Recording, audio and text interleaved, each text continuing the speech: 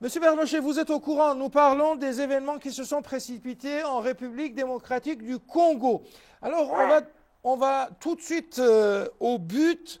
Est-ce que, à votre avis, il y a pas un conflit d'intérêts, mais un intérêt tout court, un accord d'intérêt entre le Rwanda et la République démocratique du Congo, qui étaient, je vous le rappelle, des ennemis encore hier? oui, il y a un renversement de tendance, un renversement d'alliance dont M. Laurent Kunda a fait les frais, puisque on pensait que c'était l'homme de Kigali au Congo oriental.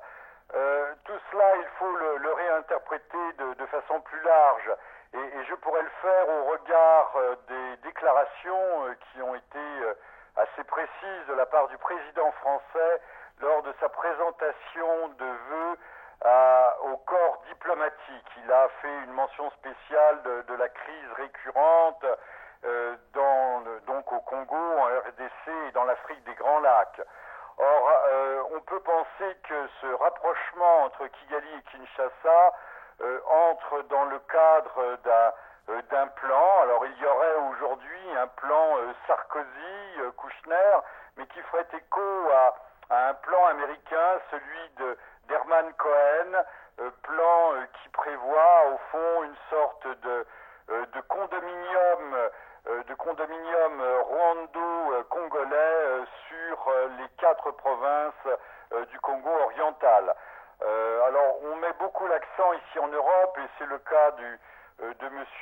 Louis Michel, qui est le commissaire européen aux affaires humanitaires, sur la dimension qui serait strictement économique et non politique du conflit.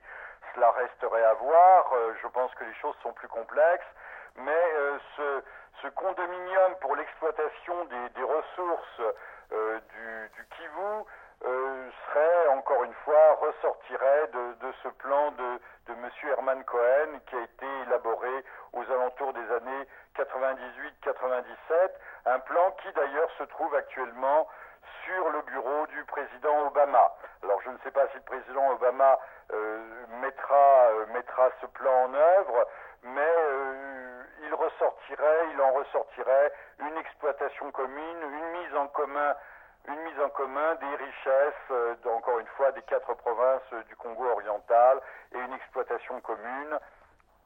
Tout cela soulève beaucoup d'ailleurs de problèmes et même de polémiques, puisque certains verraient à terme une sorte de démembrement de la RDC, et un mot à la mode a été avancé, celui de balkanisation, sur le modèle de ce qui commencerait à être en œuvre d'ailleurs au Proche-Orient, notamment en Irak et ultérieurement dans d'autres pays.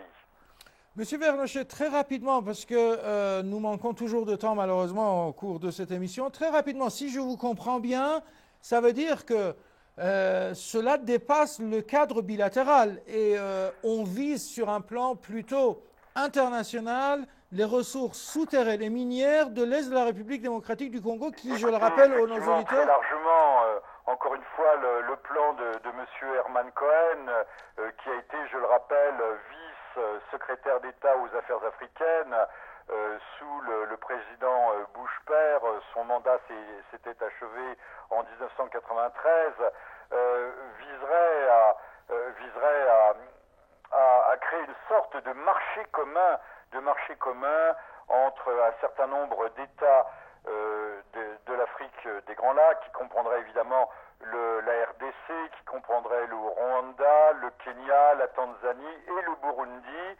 Mais ce marché commun vise exclusivement à remettre en circuit à la fois les gisements de cuivre, d'or, d'uranium, de cobalt.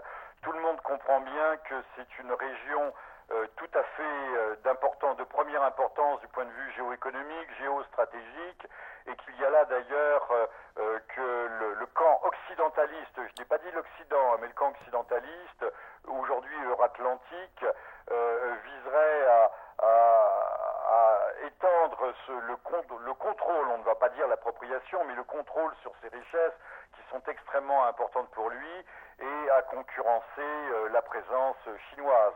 Alors il est prévu à terme d'ailleurs que ces richesses ne soient plus acheminées, exportées par la façade atlantique du continent africain, mais par les pays anglophones de la façade est, de la façade orientale, c'est-à-dire aussi bien la Tanzanie que le Kenya, enfin en tout cas le Kenya.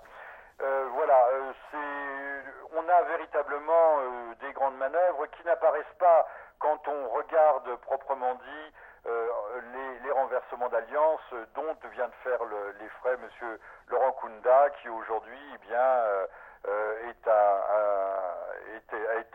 a constitué une monnaie d'échange en quelque sorte dans ces grandes manœuvres, dans ce grand jeu africain.